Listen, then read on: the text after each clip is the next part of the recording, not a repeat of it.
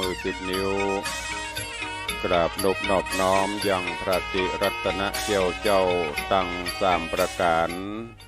อันมีพระพุทธเจ้าพระสัทธรรมเจ้าพระสังฆเจ้าอันเป็นสรณะที่เปิ่งที่เคารพนับถืออันสูงสุดในชีวิตกราบคารวะแตบไตรไวยสาปารมีธรรมพระมหาเถรานุเถระเจ้าคณะพระสังฆาธิการภิกขุสงฆ์องค์สามเณรจุตนจุองค์โดยความเคารพขอเจริญสุขเจริญปอนปออกไม่ออกศรัทธานาบุญตินจองห้องวัดจุหนุ่มเท่าใจยิง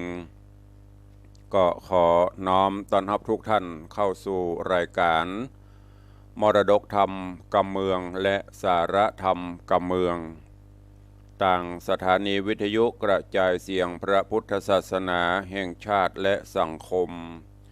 คลื่นเพื่อการศึกษาพระพุทธศาสนาและวัฒนธรรมคลื่นพระพุทธศาสนาและจริยธรรมส่งสัญญาณออกอากาศต่างสถานีวิทยุวัดไฝ่หินตำบลสุเทพอำเภอเมืองจังหวัดเชียงใหม่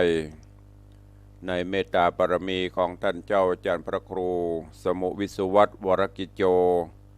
ท่านเจ้าอาวาสวัดไฝ่หินท่านผู้อำนวยการสถานีส่งสัญญาณกระจายเสียงในระบบคลื่นความถี่ FM 104.50 เมกะเฮิรตซ์สถานีวิทยุคลื่นพระพุทธศาสนาและจริยธรรมในความอุปถัมภ์ของมูลนิธิพระบรมธาตุเจ้าดอยสุเทพในเมตตาของปกครูวรลบนามวงพรหมผู้อำนวยการสถานีส่งสัญญาณกระจายเสียงในระบบคลื่นความถี่ FM 96.0 เมกะเฮิรตซ์ตลอดจนสถานีวิทยุชุมชนต่างๆที่ต่างตันผู้อำนวยการได้เมตตาลิงสัญญาณนี้ออกอากาศให้ญาติโยมสาธุชนทั้งหลายได้สดับรับฟังกันพร้อมกันนี้ก็ขอยกมือ10 นิ้วกราบถวายการต้อนรับและเจริญปอนต้อนรับครูบาอาจารย์ท่านเจ้าประสงค์องค์เนนตลอดจนปอออกไม่ออกศรัทธานาบุญFC แฟนรายการที่ได้ติดตามรับชมรับฟังทั้งภาพและเสียงการไลฟ์สดต่าง Facebook ไลฟ์ของวัดวังสิงห์คำต่าง Facebook ไลฟ์ของทีวีวัดไฝ่หิน Facebook ไลฟ์ของธรรมะคลายเครียด Facebook ไลฟ์ของท่านอาจารย์พระครูสมุวิสุวัตวรกิจโจตลอดจนหน้าจอของFacebook ไลฟ์ของ FC แฟนรายการทุกรูปทุกท่านที่ได้เข้ามาแล้วก็ได้เมตตากดแชร์เสียงธรรมแชร์เสียงบุญนี้ไปยังกลุ่มเพื่อนๆของท่านรายการนี้ดำเนินโดยกล่าวกับผมอาตมภาพพระครูวิสิทธิ์ศิลาพรเจ้ารองเจ้าคณะอำเภอเมืองเชียงใหม่เจ้าอาวาสวัดวังสิงห์คำตำบลประแดดอำเภอเมืองจังหวัดเชียงใหม่เป็นผู้ดำเนินรายการ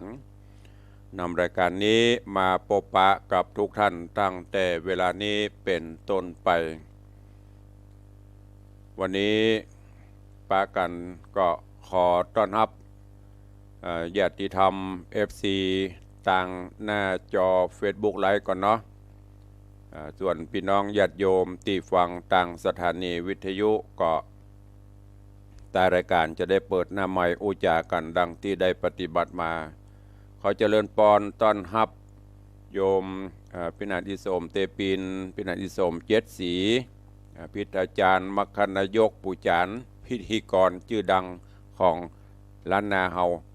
ได้เข้ามาเปลี่ยนท่านแรกในวันนี้เจริญปอนต้อนรับโยมสลินทิพย์บุญเลิศเนอน้อมกราบไหว้สาเจริญปอนโยมแม่เลี้ยงทัดพิชาสุสิงห์คำเข้ามาติดตามรับชมรับฟังเจริญปอนต้อนรับครูบอยเทพประสิทธิ์สาธุครับหลวงพ่อเจริญปอนเนอตะวากายบ้านเข้าไปตะวาไปสันปะตองปิกมากายไปทางนั้น โอ้ต้นเหือดต้นไฮหัวเสือดอนไฟเดี่ยมเจ้าเหมือนตะกอนเนาะพอจำพอไปได้เจริญก้านกุ้งลุ่งเรืองบวยเจริญปอนต้อนรับโยมพินันล่าพินันจรันปิยจันทร์อาสลมดอยซิวเจริญปอนต้อนรับโยมพิรุณพักดีกับสาธุครับเจริญปอนต้อนรับโยมทองคำทิบงคำเจริญปอนต้อนรับโยมประพักเนอน้อมกราบถวายความเคารพท่านเจ้าพระครูสิริวชิโรภาสปิกมาเลยอย่างครับเขาว่าอยู่เมืองนอกอยู่ ปิกมาไปลืมของฝากเนอเปิ่นไปทัศนศึกษาไปกราบไปไหว้ปุ่นสั่งเวชนียสถานแล้วก็ไปทัศนศึกษาอินเดียเนปาลหลายประเทศติดตามพ่ออยู่เนอะก็แอวตัวเปิ่นแต่แอวทางเฟซบุ๊กนะเดินทางปลอดภัยเนอะเจริญปอนคุณโยมทองคำที่วงคำเนอะเจริญปอนโยมแม่เลี้ยงชิดชบาเจริญปอนต้อนรับโยมแม่ครูเหรียญทองจันทีคุณโยมจันทร์สายแปลงหลวงได้เข้ามาติดตามรับชมรับฟังกันอยู่ในเวลานี้ขอบพระคุณทุกท่านเนอะจะไปลืมกดแชร์เสียงธรรมแชร์เสียงบุญนี้ไปตัวเนอะสระเอซอช้างรอเรีย สระเอชอช้างรอเรือกรันอ่านว่าแชร์เอามือนิ้วงามๆไปกดตัดที่หั่นละแชร์ไปเตอะอันนี้ไม่มีโทษไม่มีภัยแชร์ไปจะได้บุญกุศลด้วยกันสิ่งดีๆเหล่านี้ช่วยกันสนับสนุนช่วยกันแชร์ไปอันที่มันบดีอันที่มันภาพมันยังหูผีเบาอันนั้นลบขว้างเลยไม่ต้องแชร์เสียเวลาไม่ได้ประโยชน์จะนะอย่าง แต่โดยมากหมู่เฮาชอบจะแชร์มันยังหูผีเบานะอย่างที่เปิ้นว่านะข่าวดี ข่าวหายลงฟรีข่าวดีเสี่ยงสตางค์นั่นนะอันดีๆอิเมตตาเนอะทุกท่าน FC แฟนรายการเข้ามาแล้วก็กดแชร์ไปตัวก็ปะกันวันนี้เป็นวันแฮปปี้เบิร์ธเดย์ของผู้ใดเป็นวันเกิดของไผก็ขอให้เจ้าของวันเกิดที่เกิดวันนี้เนอะจงมีแต่ความสุขความเจริญหรือแม้บ่ได้เกิดวันนี้เกิดวันก่อนวันใดก็ตามขอคุณแก้วเจ้าทั้ง3ประการปกโฮมอภิบาลทุกท่านเพื่อได้อยู่เย็นเป็นสุขตื่นเจ้ามาก็ดีควายมาก็ดีหรือแม้ตั้งแต่ตื่นเจ้ามาเปิดผ้าห่มออกมาหายใจโซ่โปนไปแหมวันแล้วก็สู้กันไปต่อแถมวันนะแสดงว่าบุญบารมีเขายังอยู่ต่อสู้กันไปปัญหาใดจะเกิดขึ้นในอนาคตเฮาก็ก้อยๆใจหลักธรรมพินิจพิเคราะห์พิจารณาแล้วก็ดำเนินชีวิตของเฮาโดยการมีสติมีสัมปชัญญะนำเอาหลักธรรมคำสอนขององค์พระภูมิพระภาคเจ้าหรือ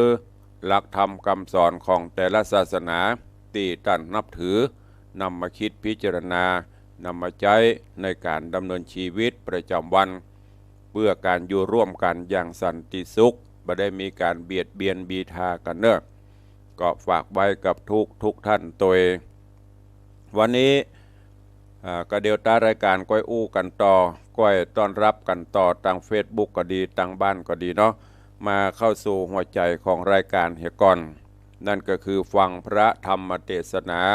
แบบปืนบ้านล้านนาตุลุงจะใจกำเมืองทั้งนั้นเนอะหรือบางเตื้อก็จะประเล็ดเอาไทยออกมาพ่องทั้งนี้ทั้งนั้นก็เพื่ออนุรักษ์รักษากำอู้กำจ๋าอย่างที่เคยบอกไปกำเมืองถ้าเฮาบ่อู้แล้วไผจะอู้ทำเมืองถ้าเฮาบ่เตดแล้วไผจะเตดนะตุลุงก็จะพยายามรักษาไว้เตดเฮญาติโยมต่างหลายก็มีตึงคนฟังเข้าใจพ่องบ่เข้าใจพ่องเนาะที่บ่เข้าใจก็ฟังต่อไปฟังซ้ำไปหลายๆรอบก็จะเข้าใจ FC ตุลุงมีหลายท่านโยมป่อโยมแม่ที่เปิ้นเป็นคนภาคอื่นเปิ้นก็บอกว่าเมื่อก่อนแรกเริ่มเดิมทีก็ฟังตุลุงบ่ค่อยหูเรื่อง พอฟังไปโอ้ติดใจ ก็ขอบคุณทุกท่านตัวเองเข้าสู่พระธรรมเทศนาในเรื่องของสุวรรณพรหมาวันก่อนตุลุงเทศมาถึงผูกที่17นะจึงก็ดำตาเดินทางลำดับลำดามาถึงที่มัทุรจิตาหลังจากที่บ้านเมืองละซ้ำละสายตลอดจนเจ้าบ้านเจ้าเมืองต่างหลายที่เขาได้นางเป็นมเหสีเป็นเมียแต่ว่ามาได้สกรรมการปกคลปตะเอาไปเหียก็โคตรก็เกียดพากันยกทัพโยธาเข้ามานางก็สามีก็มาตายละป่ายปอก็มาอุ้มต้องปามานแหมเกิดความทุกขเวทนาก็เลยหนีออกจากบ้านจากเมืองไปอยู่ตามป่าตามเขาจนกระทั่งได้ต้องประมาณครบข่าย9 เดือน10 เดือนก็เลยเกิดลูกออกมาได้เมินบานานกลับมาถึงมัจจุราชมาปงมาปานก็ลารับดับสังขารตายละลูกไปเนี่ยจะได้ตายแล้วไปที่ไหนโดยจิตห่วงหาอาทรก็มาเกิดเป็นวอกคอยที่จะดูแลลูกอยู่ใกล้ๆลูกเฝ้าพ่อกวยอยู่ย้อนกล่าวถึงในบ้านในเมืองพญาเจ้าเมืองทั้งหลายเหล่านั้นก็หูว่านางหนีไปป่าคงจะไปเกิดลูกออกมาถ้าลูกนางใหญ่มาสมมุติเป็นพ่อจ่าพ่อใจก็จะปีกมาปราบปรามกับหมู่เฮาแหมะไผจะไปเสาะหาได้ก็เลยหูว่าถ้าในป่าเขาลำเนาไผ่นี้ก็คงบโป้นพรานป่าพรานละเนื้อก็เลยฮือเสนาอำมาตย์ปกเป่าข่าวสารฮือไปเสาะหาก็มีพรานคนหนึ่งฮับอาสาไปเสาะจนกระทั่งพรานคนนี้เดินตังไปเสาะหาในป่าเขาลำเนาไผ่ได้ประมาณ10 วัน20 วันก็ไปปบไปปะใส่กุมารน้อยนี้โดยมีจ้างดูแลอยู่แล้วก็มีบอกอยู่ข้างๆก็เอาธนูยิงจ้างก็ตายไปจากนั้นก็เข้าไปจะทำร้ายกุมารก็ปากฏว่ายิ่งอย่างบ่ได้ยกบะหินโจ่งใส่บะหินก็บ่ถูกไอ้ใดก็บ่ได้ย้อนกล่าวไปจนถึงโพธิสัตว์เจ้าย้อนกล่าวไปถึงองค์อมรินทร์พระอินทร์เจ้าฟ้าหันว่าโพธิสัตว์เจ้ากำลังได้รับผลที่จะมีผู้มาคอยกระทำหายดูนี่ก็เลยแถลงเป็ดลงมาเป็นงูเห่าเพื่อจะเฝ้าหรือว่าที่จะช่วยป้องกันกุมารบ่ฮือได้รับอันตรายก็มาโคบตอดพรานตายไปนาทีนั้นเพิ่นบอกว่าย้อนกล่าวถึงยังมี2 เท่าผัวเมีย2 เท่าผัวเมียนี่ก็ใกล้ความละซ้ำละสายในบ้านในเมืองก็เลยพากันหนีไปอยู่ป่าไม้ไผ่สนปุ่นแล้วก็2 เท่านี้บ่มีลูกบ่มีเต้าประกอบกับเป็นในธรรมเพิ่นเอาไปเป็นตุกตะเนาะเป็นคนตุกอายุก็แก่เท่ามาก็มีลูกบ่มีเต้าโดยเฉพาะคนเท่าพอใจชื่อว่าปูกามะตัณหาคนเท่าไม่ยิงชื่อว่าญ่ากุศลมายาอยู่ด้วยกันมาจนกระทั่งมันมีลูกมันมีเต้าไว้สืบสายก็มาคิดว่าแก่ตัวมาเจ็บไข้ได้ป่วยมาไผจะไปดูแลเขานี่ครับ2 เท่าก็คือใครได้ลูกประกอบกับอยู่ในดงในป่าก็ เสาะไส้หาหยวกปี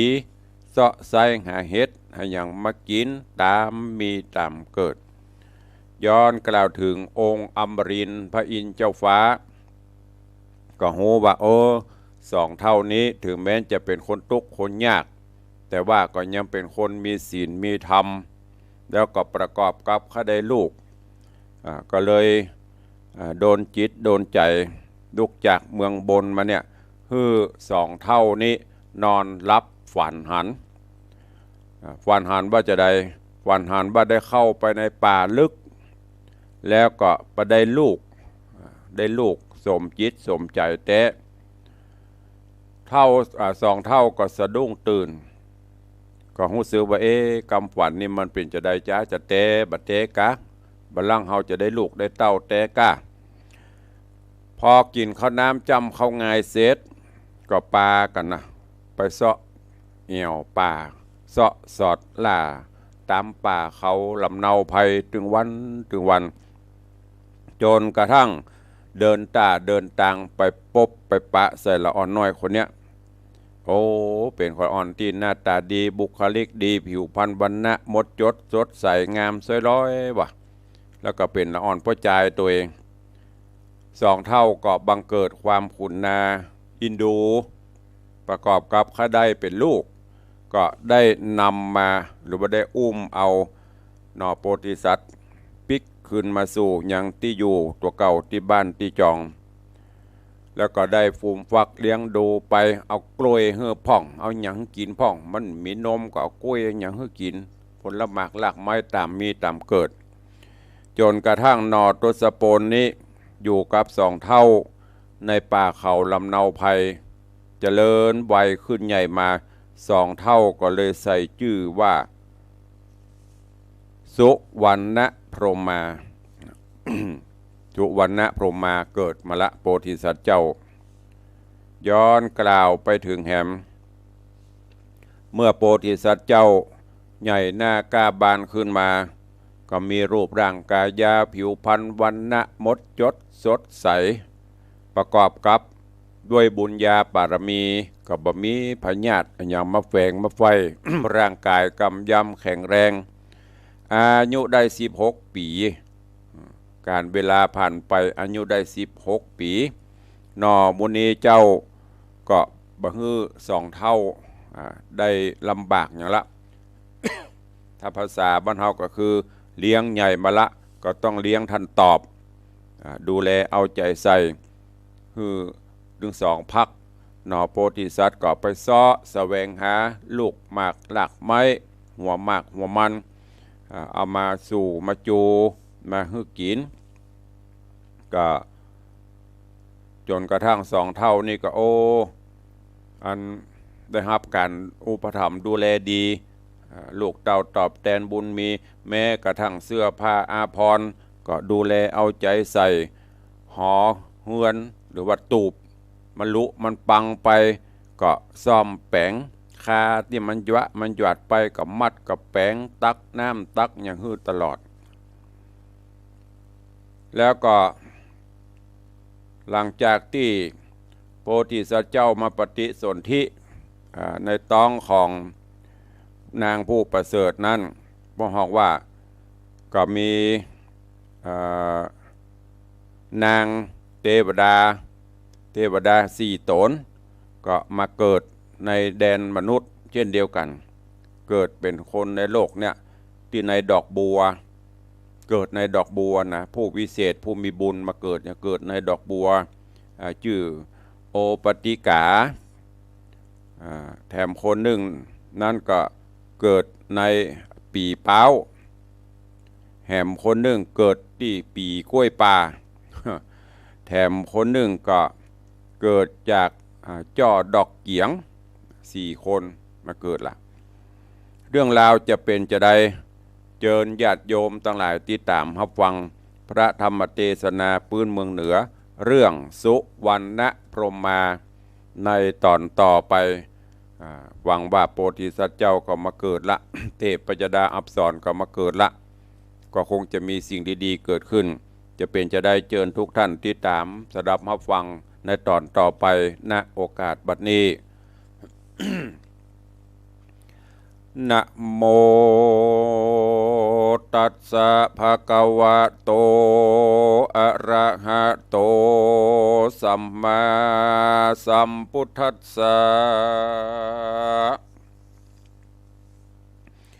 สาธโว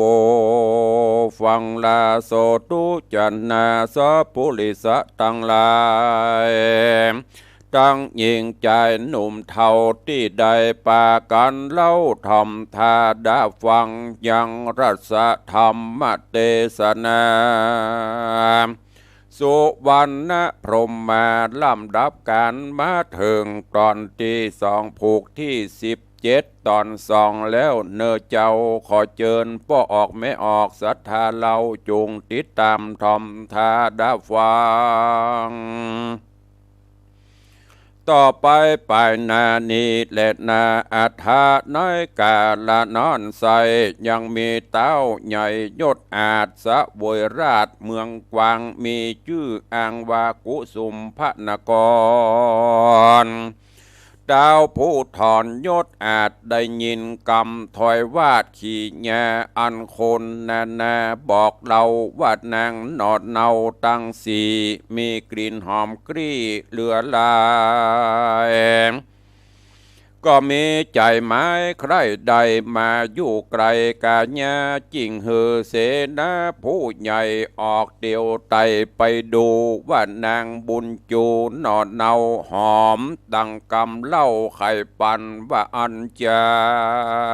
งที่นอนเสนาอาจกลากันเจ้าฟ้าห่อใจฮื้อไปสืบต่อดูนางน้อยนอยิงรามเสนาตามบ่อจ้า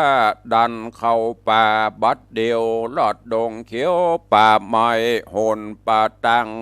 หนไปตั้งไตจอยวอยต่างเป็นดอยยากด้อมก็ปะใส่ทำคูหาก็สวัสดตาเล่งพอก็หันนางน้อยดอตั้งสีมีกลิ่นหอมกรี้ยินดีจริงก้อยรีบหนีคืนสู่ยังที่อยู่ในเมืองเสนาเรื่องบ่อจ้ากะกราบเจ้าฟ้าหอจันแล้วไข่ปันบอกเราเฮือเต้าเจ้าตามมีเจ้าปุรีมที่ราชกันเสนาอาจมากราบทูลสามมีตันหาจักจ้องโลภะนองมัวดำจริงไขกำกล่าวโอเฮเสนาหูขี่แยว่าวันพูกนี้นาเมื่อเจ้ากูจักเข้าดงดานไปเอานงครานยอดซอยมาเป็นกู้หอยเตวีเสนาบดีบอจ้าก็แห่งจังมาดังดาก็มิหันแหละนาปุณนาติวะเสกันวันลุนรุ่งเจ้าเต้าเป็นเจ้าห่อใจก็รีบเปรียวไวบ่จาขี่จังกลาหัดทีเสนามีมวลหมู่เวทล้อมอยู่เป็นสายสองข้างใหญ่เป็นตาตนเจ้าฟ้าบุญขวางออกนำตังไปก่อนลัดสู่บ่อนดงรีที่นางบุญมีตังสีลีอยู่ที่ละทำกวางกลางตาตั้งหิมมาปานก็มีหันแลนาตาน้อยกาดละนอนใส่นางนาอาทายตั้งสีเล่งหันทีถนัดตาหันเสนาจังมาเป็นตาเลือนลายสีนางบุญภายสะดุงสติฟุ้งตกใจรีบเร็วไวลีซ่อนที่ในบ่อนทำกวางเตวดาอังบังอำบ่เหือเจ้าหอคำเล็งหันกันเต้าหอจาน มาล้อออดแล้วที่ทำเกวดงดานเต้าผู้บานที่ราชก็ฮือเสนาอำมาตย์ทั้งหลายแวดล้อมใหญ่ซ้อสอดต่อเต่ารอดยามวันก็บ่หอนหานนางนาเต่ายศอาจปุรีกำลังมีจ่องหอยยินต่ำก้อยเหลือหลายเลยโอกแตกตายมวยมั่งในป่ากวางนอดงรีเสนามีมวลหมู่ก็เอาศพเต้าขึ้นสู่ขึ้นเมืองกันโป่งศพเต้าบุญเรืองเมียนขาดปุโรหิตาจารย์อาจารย์อำมาตย์หันนุ่มเดาเสนาเก้าต่างตาต่างก็มาปรึกษากล่าวอูตั้มกลางหมู่เดียวกันว่าบัดนี้เต้าห่อจันเจ้าจ้างได้มวยมั่งเป็นผีโขงปุรีนี่เราบ่มีเจ้าห่อใจเยี่ยวมีภัยเหนือไตเกิดขึ้นใดนำนาเจ้าประจาไพร่น้อยจากต่ำก้อยเครื่องกามเฮากวนเล่าราอย่าจ้าหาเจ้าฟ้าปุรีหันจักดีเช่นกว่าหรือภัยว่าสันได้เมื่ออันตีนั้นเสนาเกวปุโรหิตาก็โอกาสขี่แย่ว่าแต่โบราณมานอนเล่ากันว่าเต้าเจ้าเมืองได้ตายไปกราบพรากเขาบนนี้จากกองดีกันจักหาเต้าปุรีเจ้าฟ้าเขาก็เอามาตัวอาจเตรียมรถราชมงคลบอกเต้าเมืองบนเมืองมวลหมู่ได้ขวาดหูขี่แย่ขอได้มาภายโพดเม่นผู้ใดโสดมีบุญสมปานหนุนบอกขาดขอนำเอารถราชมงคลไปหาต้นนอดลาควรเป็นเจ้าฟ้าภาปลาอำมาตย์จากกล่าวจี้ได้หูทีตามรายที่นั้นเสนาได้หนุ่มเท่าอำมาตย์เก้าต่างตา ก็ไข่ขี่แง่บอดจาว่าจุมหมู่คาหันดีก็มีหันและนาที่นั่นเขาตั้งหลายมวลหมู่อันพร้อมน่าอยู่ลายลามก็แต่งบุตรรถงามผ่องเพวเอามาเกี้ยวตัวอาจเทียมรถราดเลวไว้แล้วจะขายกล่าวท้อยบอกดาว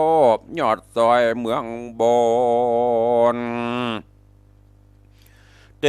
วดาตนเจ้าฟ้าวาสุนันโตพรโตเทวสังขารโย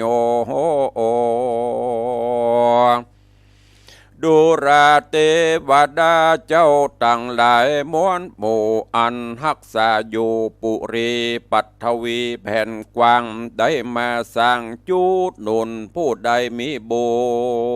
ญแล้วใส่กวนเป็นเต้าไทยปุรีขอผู้มีทรงยูนำไปสู่เรียวไว้แดดเตอะที่นันเสนาลายมวลหมู่ก็ปล่อยหาแม่กู้ตัวอาจอันเตรียมรถราชสีใสก็เล่นไปบ่จ้าเฉพาะแน่ไปสู่ยังที่อยู่ทะลงยาน รถยังคันกันใหญ่ก็พัดเวียนควายสามโหนการเวียนบนเมียนแล้วบุตรสระบุตรสรถแก้วใส่เสียงก็ยังจอดอยู่ที่จะอยู่ดีที่เก่าบ่อไตเตาไปในมาเตรียมใจผู้เท่าจริงเตียวเข้าไปดูก็หันบนจูนอดหน่อยคือเจ้ายอดซอยสุวรรณพรหมมาจริงใครขีดเนี้ยกล่าวถอยว่าข้าเดเจ้ายอดซอยบุญแหนผู้ข้ามามวลบูเข้ามาสู่จุโนนมาขอเปิ้งบุญดอดเนาไปเป็นเจ้าภาพปลาเฮือเจ้าพระจาใหญ่น้อยได้ชื่นจ้อยเจยบานนอทะโรงยานหน่อยนาดฟังโอกาสขี่ยาพิจารณาทวนทีก็หันแม่นที่กองทำบ่อไข่กำกล่าวโอเต้าดักอยู่ได้มาตั้งหลายหนุ่มท่าเอาหูเหตุเก้าอาการว่าอันเจือทะลงยานบุญกวางจักไปสร้างเมืองใดเตียงบ่อจะไขโอกาสได้หูควาดขี่ญาแล้วหมู่โยธาบ่อจาก็กราบเจ้านอลาสุวรรณพรหมมาแล้วกล่าวอาราธนามาสู่ยังที่อยู่รถแล้วอันพ่องแผ่วเจียงคันดอโปที่ยานบ่อจาก็ขึ้นขี่รถมาสีสายมาหูใจไว้ว่องวิทยะย่องเร็วปันรีบภายผันใบหน้าจากที่ป่าไปสู่ยังที่อยู่โกสุมพระนครกันหนอผู้ทอนมาหลอดแล้วที่ผาศาสตร์เกี่ยวห่อใจเสนาหน่อยหนุ่มเท่าก็อาราธนาเจ้าหน่อยนาดขึ้นผาศาสตร์ห่อจันก็มีหันแลนาอาทาในกาดละนันเล่าอัมมาดเก้าปุโรหิตาก็ฮืดหนอพุทธาหน่อยนาดนั่งเหนืออาสนาปากันอุสาพิเศษอติเรกทุนขวัญยกห่อจันใหญ่กว้างเฮ้อเจ้าจ้างเรื่องไรตั้งเวียงใจพร้อมไข่ฮือคนน้อยใหญ่เจยบานปุโรหิตาจารย์กล่าวแล้วอัมมาดเกี่ยวตั้งหลายก็ปากันยายไหลเข้าถวายปอนเจ้าจุคนก็มีหันแลนา โสโปธิสัตโตอันว่าโปธิสัตเจ้าหนุ่มเนาสุวรรณพรหมาเจ้าหนอบุญมี สะเวยปุรีใหญ่กว้างยังไฟอังเครื่องใจข้านิ่งในข้าอ่ำเจ้าเถิงปู่เท่ากามาตันหาและญาสากาละมาญาอันได้เลี้ยงดูมาแต่น้อยจริงกล่าวถอยจากใครเรียกเศษน้อยมวลหมู่เข้ามาสู่บัดเดียวแล้วจะเลี้ยวบอกเราว่าวันพุกนี้เจ้าแจ้งใสสู่จุงไว้แต่งห้างยังมาจ้างและของกินอันเจียงจินพร้อมไข่เฮาจากเตียวไตไปหา ยังส่องขาป้อแม่อันอยู่แต่ดงตันเต้าหอจันกล่าวแล้วเสดนาเกียวเตรียมใจก็รีบเร็ววายบ่จะห้างจางมาบัดเดียวก็มีหันและนาเนติตังขีญะสังวันนาวิเศษจากห้องเหตุธรรมเทศนาสุวรรณพรหมาผูกที่17 ตอน 2ก็บังโกมสมเร็จสเดช สุวรรณพรหมาลำดับลำดาเถิงผูกที่17 ตอนที่ 2เรือแทมผูกปายเนาะจะอวสานแล้ว ตอนนี้โพธิสัตว์เจ้าได้มาอุบัติบังเกิดขึ้น แล้วก็ได้เข้าสู่บ้านสู่เมืองละไปเป็นเจ้าบ้านเจ้าเมือง แต่โดยความกตัญญูกตเวทิตากึดฮอดถึงพ่อญ่าแม่ย่าเท่าที่ได้เลี้ยงดูในป่าเขาลำเนาภัยตอนนี้กำลังสั่งเสนาอมาตย์คือห้างจ้างห้างม้าเพื่อที่จะไปเยี่ยมไปเยือนไปฮับเอามาอยู่ในบ้านในเมืองเรื่องดาวจะเป็นจะได้ตอนต่อไปตุลุงจะเอามาสรุปให้ฟังเนาะเพื่อให้มันปฏิติดประต่อจะไม่ได้หลงได้ลืมกันก็ฟังติดตามฟังกันไปแล้วก็แกะก้อนไกเอาแก่นสารสาระธรรมน้อมนำไปคิดพิจารณาไปใจเนอะ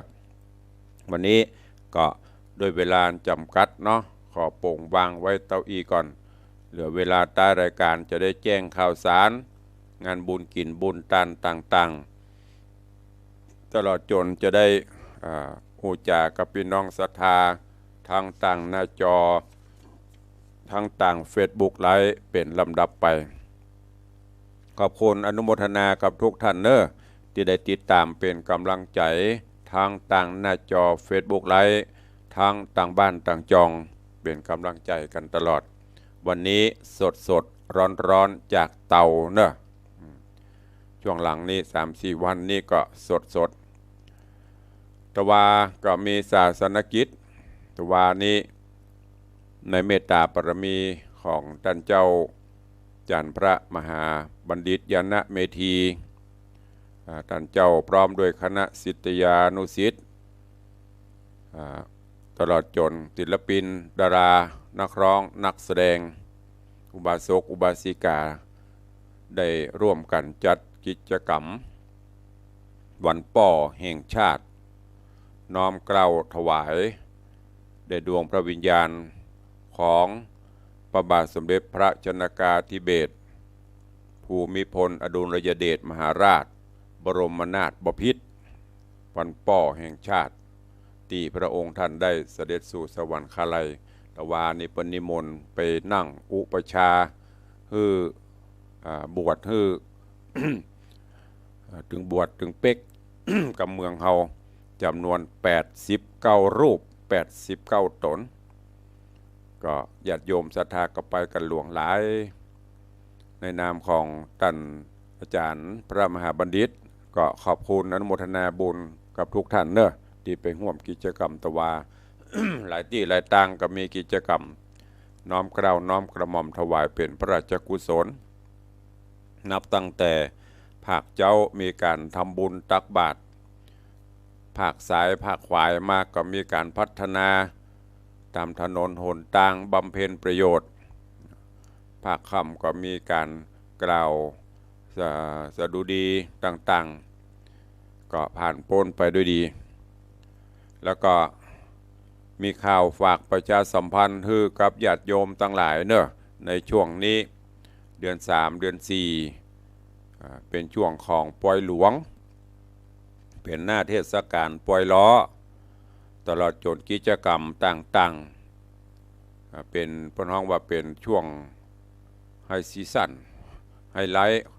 ของทางภาคเหนือเฮาโดยเฉพาะก็จะมีญาติโยมมาเอี่ยวกันมาพนห้องอย่างก็มาเอี่ยวมาเที่ยวมาชม ธรรมชาติต่างๆ แล้วก็ในช่วงนี้งานบุญกุศลก็จะเป็นช่วงของงานเฉลิมฉลองเสนาสนะถาวรวัตถุปล่อยหลวงปล่อยลามวัดวาอารามต่างๆก็เริ่มมีประกอบกับงานโป่งศพหรือปนห้องปล่อยล้อก็มีในช่วงนี้ช่วงปลายฝนต้นหนาวหรือว่าช่วงฤดูหนาวอากาศมันเย็นสบายดีก็เจอเนอะไกลที่ไหนที่หูเพิ่นมีกิจกรรมกิจการงานก็ไปร่วมกันไปสร้างตานะปรมีธรรมร่วมกันในส่วนของสถานีวิทยุก็ตามกำหนดหมายที่ได้แจ้งไปทุกรายการโดยเฉพาะทางคลื่น96คลื่น96เมกะเฮิรตซ์วันที่15ธันวานี้ก็จะมีกิจกรรมงานทำบุญครบรอบสถานีตลอดจนงานกิจกรรมต่างๆที่หอคำพญามังรายมีกิจกรรมพบปะพระนักจัดรายการผู้ดำเนินรายการทุกรายการเนอะจะไปผสมจุ่มนมพบปะกับ FC ไผเป็น FC ไผก็ไปปะกันที่หั่นที่สำคัญก็คือมีการทำบุญตอดพระป่าถวายทานต้นเงินเพื่อเป็นกองทุนในการดำเนินงานของสถานีวิทยุคลื่น96เนอะดังที่ได้ปฏิบัติมากุปีเจิญจวนมวล FC ญาติโยมศรัทธาไปร่วมกิจกรรมโดยทั่วกัน แล้วก็วันที่31เป็นวันส่งท้ายปีเก่าต้อนรับปีใหม่ที่วัดตงหมื่นน้อยตำบลหนองหานอำเภอสันทรายในเมตตาของท่านพระครูจันทสรการหรือตุปีโต้ง พร้อมศรัทธาและต่างเทศบาลเมืองแม่โจ้เพิ่นได้จัดกิจกรรมฟังเทศน์มหาจารย์เวสสันตระ13กันแล้วก็อานิสงส์ต่างๆตัวเอง การนี้ก็เจริญปอนเจิญเนอะใครจะไปร่วมฟังเทศน์ฟังธรรมตุลุงก็จะไปฉลองศรัทธาวันนิมนต์ไปเทศน์กุมารบัน กุมารเท่าละไหวบ่ไหวก็บ่ว่าก็จะลองศรัทธาลูกศิษย์ลูกหา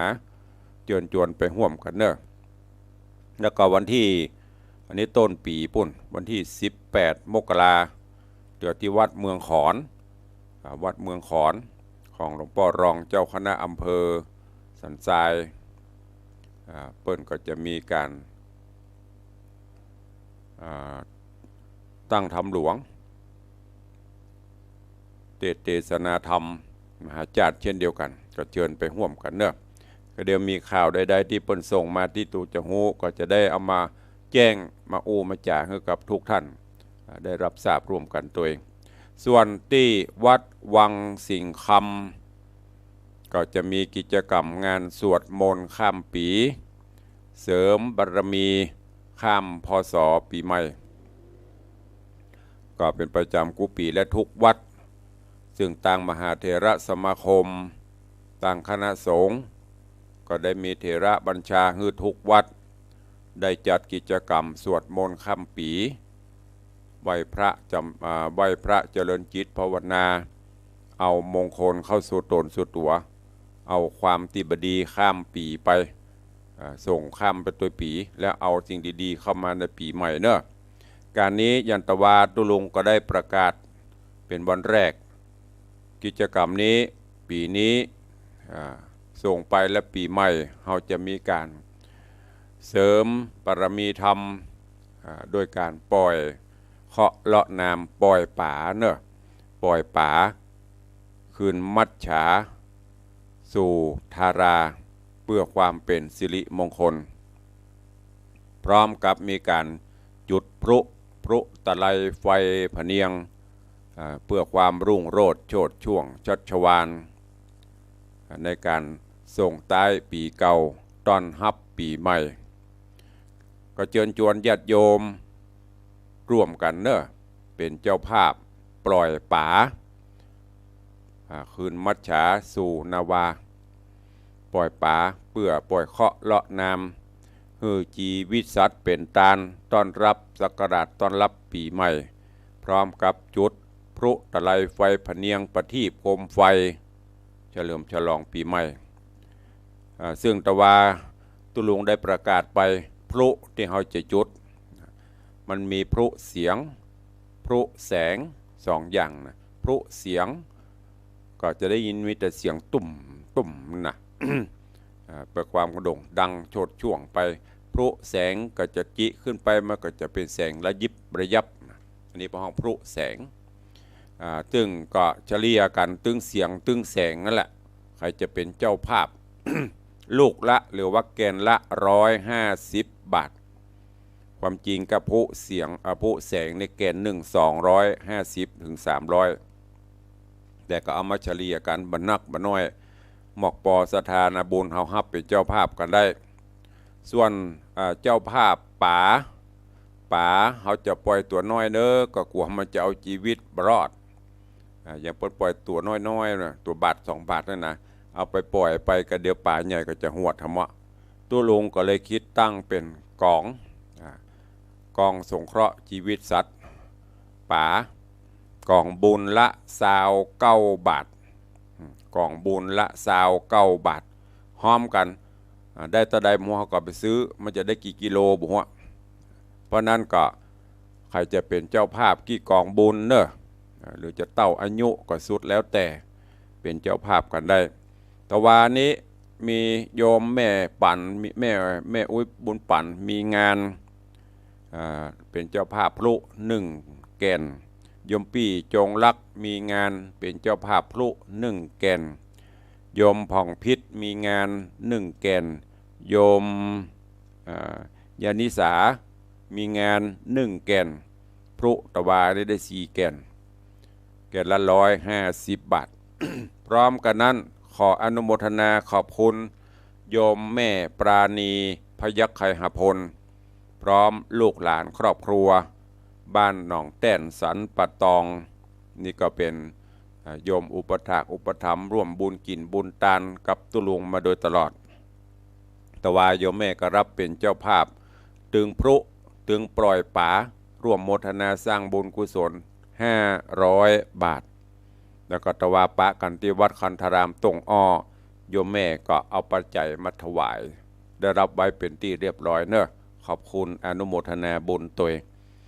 ใครจะร่วมก็ร่วมไปได้เรื่อยๆเนอะจนถึงพุทธวันงานพุ่นเมื่อคืนก็จะมีการสวดมนต์ข้ามปีถึงเวลาที่เป็นจุดพลุเขาก็จะจุดพลุวันที่1ก็กินข้าวน้ำจำข้าวงายหลังจากทำบุญตักบาตรต้อนรับปีใหม่แล้วเขาก็จะประกอบพิธีคืนมัจฉาสู่นาวาปล่อยป๋าก่อนปล่อยก็จะได้กล่าวกรรมต่างๆปัดเคาะเลาะน้ำเอาน้ำเขามินส้มปล่อยสละสลงฮือแล้วก็ชื่อน้ำปออกไม่ออกศรัทธาต่อเทพไทยเตปาอาหักเพื่อเฮือได้นำปลาสิ่งบดีบางงามไปเอาสิ่งดีๆเข้าสู่ตัวตั้นทั้งหลายตัวเองตีต้าน้ำวังสิ่งคำหน้าวัดเนอะก็เจริญปอนเจิญตัว เดี๋ยวเวลาทำน้อยเนาะเพื่อตั้งบ้านตั้งจองหรือตั้งหน้าจอ Facebook ไลฟ์ถ้าจะร่วมบุญกุศลเนอะสามารถแจ้งเข้ามาคอมเมนต์เข้ามาได้ตุลุงจะได้แจ้งเลขบัญชีก็จะโอนก็จะมาเองก็สุดแล้วแต่ตะกี้ตักได้มาถึงตีโยมแม่ครูเหรียญทองจันทีเนาะตอนนี้โยมจันทรายแปลงหลวงโยมอัญชลีคำกิติแล้วก็มีโยมบุญอะไรโยมบุญชวัตก็ว่าบุญอันภาษาอังกฤษนี่นะตุลุงจ้างอ่านบัตรรัฐบแม่นก็สู่มาเนอะบอกว่ากัน เจริญปอนโยมมารีสุขสำราญโยมแม่วิไลนวลศรีข้ามาปล่อยป่าด้วยกันเนอะมาจุดพลุด้วยกันเนอะเจริญปอนปเลียงสุรพงษ์บุญแห่สาธุเนอะใกล้จะสิ้นปีละดูแลสุขภาพสมบูรณ์แข็งแรงเฮงๆรวยๆเนอะ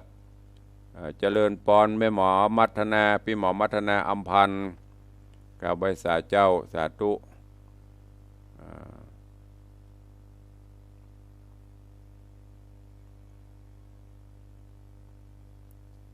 โยมแม่วันเพ็ญโยมท่านรองวันเพ็ญโหไปเอี่ยวปีกมาแล้วกะ ก็ว่ามันปีกเตือถ้ามันปีกเตือก็ปีกมาห้ามลืมของฝากเนอะโอ้ช่วงนี้เปิ้นชีพประจรลงเท้าเป็นดีข่อยเปิ้นนัตุลุงได้ไปเอี่ยวตัวเจริญพรเนอะจันทร์ศรีพรณวงศาหูซ้อนวันนี้ไปทำงานตามปกติเนาะตะวายุดช่วยกันเนอะร่วมกันเนอะหูซ้อนปล่อยปลาจุดพลุจะได้รุ่งโรจน์โชติช่วงชัชวาลจะได้เป็นพอบุยๆนะเจริญปรโยมสุพรรณีกราบใบสาเจ้าสาธุกราบใบสาตุลุงปะเงะเนอะ ได้ไปเต้าเดียวหลวงพ่อเคยใครไปเยี่ยมไปนั่งจิบกาแฟบ้านเปิ้นนะโอ้ม่วนแล้วน้ำท่วมก็ได้ไปต่างคนต่างช่วยกันไปได้เนาะเปอะไผ่ก็ไปได้ตั้งเพก็เต็มตี้ ตั้งปูนก็เต็มทีก็เลยสุมะกันไปหมดหน้าหนาวที่แล้วหนาวแต่ก็ว่า กำลังรับชมอยู่หันเปิ้นแปลงอันนั้นนะ เบิ้นโทรมาหากำเนิดมีอยู่ก็แล้วสั่งไปตังตุปีว่าหมดละหันเปิ้นแปลงผลิตวัตถุมงคลก็เดี๋ยวบึดจะโทรเช็คพอกำเนิดถ้ามีก็จะได้เมตตาส่งให้โยมเจริญปรโยมตู่โยมสุรัตน์เสาคำเนอะทิพทัวเปิ้นม่วนเนาะ สวรรค์ทุลุงว่างจะไปเอี่ยวตัวเจริญปรโยมแม่นวลศิริหินเขียวกับใบสาธุเจ้าเจริญปรปอเลี้ยงสมชายหันวันนั้นเปิดเพศเปิดโพดไปอยู่ที่ไหนมูเนี่ยปีกมาแล้วยังมาหันของฝากสักอย่างนะหันเปิดไปต่างประเทศนะเจริญปรโยมท่านนายกเจริญคำยามาใกล้จะสิ้นปีแล้วเด้อเตรียมเฉลิมฉลอง มาปล่อยป่าด้วยกันเนอะท่านนายกเนอะนายกต้องเอานักหน่อยพนห้องแบบกองบุญละ29 บาทจะเอากี่กองบุญก็ได้มันจะได้กิโลเนอะกิโลถ้าได้บุแต่ว่าเอาเป็นกองบุญละ29 บาทเปาะมอกปอบันนักบันน้อยร่วมกันนักได้แต่ใดก็ไปซื้อมาปล่อยแล้วแต่หน้าบุญป่ามันถ้ามันใครปล่อยก็ไปโดนจิตโดนใจญาติโยมมาเป็นเจ้าภาพซื้อชีวิตเป็นตาลเนอะเจริญปรปเลี้ยงนัฐกิจโอ้ผ่านไปผ่านมาเนาะ เมื่อใดจะได้พบได้ปะกันมาหูนมัสการครับสาธุเนอะปเลี้ยงบรรลำย่อย หันเปิ้นอันนักเอาเบาสู้ดีละจะได้ล่ำได้รวยสร้างมนุมกรรมนำไม้บากบั่นทำงานไปแก่ตนแก่ตัวมาจะได้สบายเนอะอาจารย์ศรีพรบอกว่าเจ้าสาธุก็เดี๋ยวจะได้กี่กิโลหัวเนอะจะได้ผู้กี่แกนหัวก็เดี๋ยวก็แจ้งมาเจริญปรสุดท้ายโยมชนจันทร์ซอนคำสาธุเจ้าอันนี้ต่างเฟซบุ๊กต่างบ้านเหลือเวลาทำหน่อยทดเวลาบาดเจ็บไปต่างบ้านต่างจองใครจะตัวตุลุงฟังอยู่ที่ไหนต่างใดพ่องมีก็ FC วันนี้จากสถานีวิทยุ มาแล้วปเลี้ยงเจริญปรสาธุเจริญปร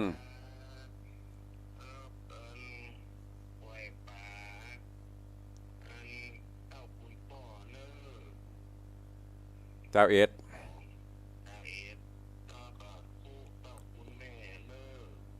คุณแม่108อย่า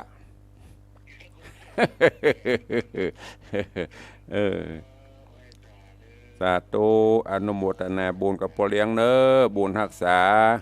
อยู่เย็นเป็นสุขแก้วกราดปลอดภัยเจริญร้อยสาวเด้อก็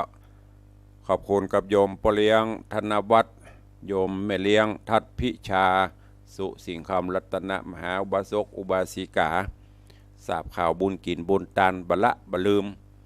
ร่วมบุญกุศลตลอดปเลี้ยงร่วมเป็นเจ้าภาพพรุเป็นเจ้าภาพปล่อยป่าเต่ากุนป่อ21แล้วก็เป็นเจ้าภาพพรุแฮม12 แก่นเต่ากุนแม่ ก็ขอบคุณอนุโมทนาบุญเนอขอบุญกรรมบุญจูหายเป็นปกติ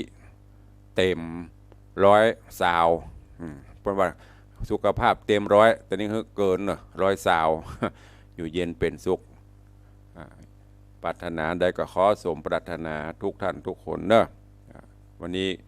ก็ขอบคุณทำกรรมเนาะแต่ว่ามีโยมแม่ประณีพระยะไคหพลร่วมทำบุญ500 บาทตึงปล่อยป่าตึงปูจาพรุแล้วก็มีโยมแม่บุญปั่นมีงานโยมปี่จงรักมีงานโยมผ่องพิษมีงานโยมยานิสามีงานพรุคนละ1 แก่นวันนี้มีโยมปเลี้ยงธนวัฒน์โยมแม่เลี้ยงทัดพิชาสุสิงคำรัตนะอุบาสกอุบาสิกาผู้อุปถัมภ์บำรุงวัดวังสิงคำและพระพุทธศาสนามาโดยตลอดก็ร่วมเป็นเจ้าภาพพรุก็ปล่อยป่า21 กล่องบุญจุดพรุ12 กล่องบุญสาธุอนุโมทนาบุญตัวเนอะต่างเฟซบุ๊กเจพันเจียงใหม่กราบไหว้สาธุหลวงเจ้าสาธุเนอะโยมสมทรงสิทธิตาสาธุมาปล่อยป่ามาจุดพลุด้วยกันเนอะเอาแล้วเนาะวันนี้เวลาหมดเวลาเนอะตุลุงก็ขอนำรายการจากทุกท่านไปก่อนปะกันใหม่ในวันต่อไปวันนี้ก็ขอทุกท่านมีความสุขกายสุขใจปฏิบัติกิจภารกิจใดๆก็ขอให้สำเร็จผลเดินทางไปแห่งโหนตำบลใด